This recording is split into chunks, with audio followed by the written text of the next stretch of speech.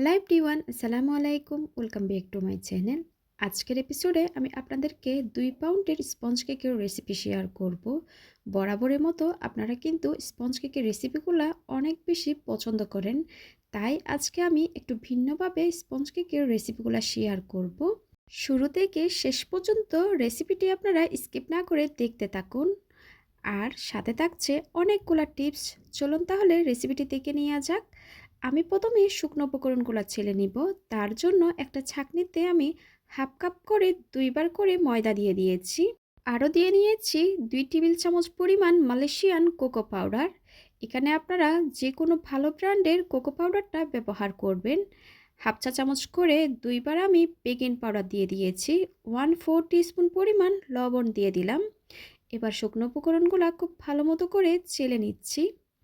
চেলে নেওয়া হয়ে গেলে একটা স্প্যাচুলার সাহায্যে আমি খুব ভালো মতো করে মিশিয়ে নিচ্ছি। এটা কিন্তু খুবই ইম্পর্ট্যান্ট। আপনারা অবশ্যই চেষ্টা করবেন শুকনো উপকরণগুলো 2 থেকে 3 বার করে চেলে নেওয়ার।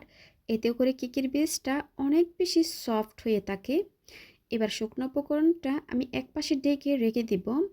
অন্য একটা পাত্রে আমি রুমের স্বাভাবিক তাপমাত্রায় 4টা ডিম নিয়ে নিয়েছি। ডিমের সাদা অংশ আর কুসুমটাকে আলাদা করে নিয়েছি। একটু করে বিট করে ডিমের ফোমটাকে আমি ফ্লাফি করে নিয়েছি। এবার দিয়ে নিলাম 1/3 কাপ পরিমাণ চিনি, যেটা আমরা রেগুলার চিনি খাই। আপনারা চাইলে এখানে মোটা দানার বা চিকন দানার চিনিটাই ব্যবহার করতে পারেন। এবার আমি লো স্পিডে 2 থেকে 3 মিনিট পর্যন্ত বিট করে নিব। আর শুরু থেকে শেষ অবধি পর্যন্ত লো স্পিডে দিয়ে আমি বিট করে নিব। এতে করে চিনির দানাটা সম্পূর্ণ গলে যাবে। আর এই স্পঞ্জ কেকটি আপনারা ফ্রস্টিং করলে 2 পাউন্ডের একটা কেক হবে। আমার চ্যানেলে কিন্তু অনেকগুলা কেকের রেসিপি আছে। চাইলে আপনারা সেখান থেকে আপনাদের পছন্দ অনুযায়ী যে কোনো কেকের রেসিপি দেখে নিতে পারেন। আপনাদের সাথে কথা বলতে বলতে চিনিটা কিন্তু সম্পূর্ণ গলে গিয়েছে।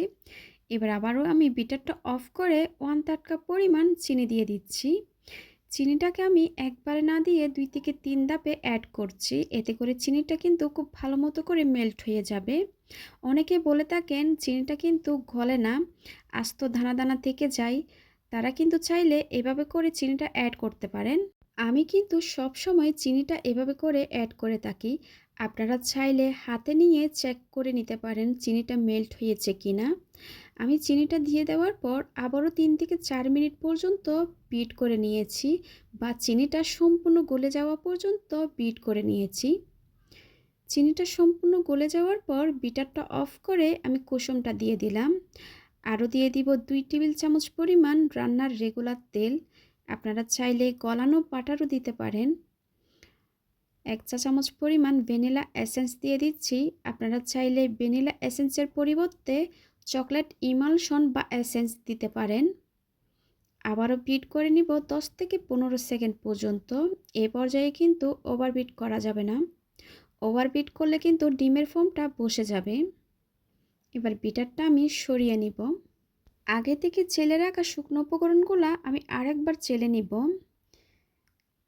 অল্প পরিমাণ শুকনো উপকরণ দিয়ে একটা বিটারের কাটার সাহায্যে আমি আলতো হাতে ফোল্ড করে করে মিশিয়ে নিচ্ছি। আপনারা কিন্তু এই শুকনো উপকরণ মিশানোর ক্ষেত্রে কিন্তু তাড়াহুড়া করবেন না। খুব আলতো হাতে ফোল্ড করে করে মিশাবেন। এ পর্যায়ে ওভেনটা আমি প্রিহিট করতে দিয়ে দিব 160 ডিগ্রিতে 10 মিনিটের জন্য। আপনারা চাইলে চুলায়ও বেক করতে পারেন। আমার চ্যানেলে কিন্তু অনেকগুলো রেসিপি আছে চুলায় কিভাবে বেক করবেন, চাইলে সেখান থেকেও দেখে নিতে পারেন। প্রথম ধাপে শুকনো উপকরণগুলো খুব ভালো মতো মিশে যাওয়ার পর আমি দ্বিতীয় ধাপে শুকনো উপকরণগুলো মিশিয়ে নিয়েছি। চকলেট কেকের বেস কিন্তু খুব তাড়াতাড়ি করে বসে যায়। আমি আবারও রিপিট করছি, আপনারা যদি শুকনো উপকরণগুলো ব্যাটারের সাথে মেশানোর সময় তাড়াহুড়া করেন, তাহলে কিন্তু কেকের বেসটা একদমই ভালো হবে না। আর যে ডিমের ফর্মটা করা হয়েছে ওইটা কিন্তু বসে যাবে। আপনারা শুকনো উপকরণগুলো খুব ভালো মতো করে মেশানোর পর ওভেনে বা চুলায় দিয়ে বেক করে নেবেন। আপনারা কিন্তু এভাবে করে রেখে দিবেন না, এতে করে কেকের ব্যাটারটা কিন্তু বসে যাবে। দেখুন ব্যাটারের ঘনত্ব কীরকম হবে আমি স্প্যাচুলার সাহায্যে দেখিয়ে দিচ্ছি।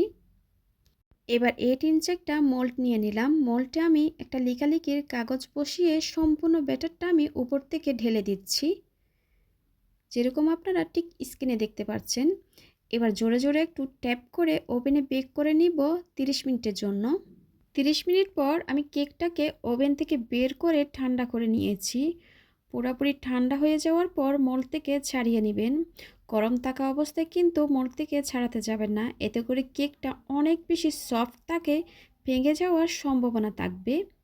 এবার কেকটাকে আমি 2টা লেয়ারে ভাগ করে নিচ্ছি। আর কেকটা কতটা সফট হয়েছে আমি আপনাদেরকে একটু দেখিয়ে দিচ্ছি। দেখুন কেকটা কতটা সফট হয়েছে।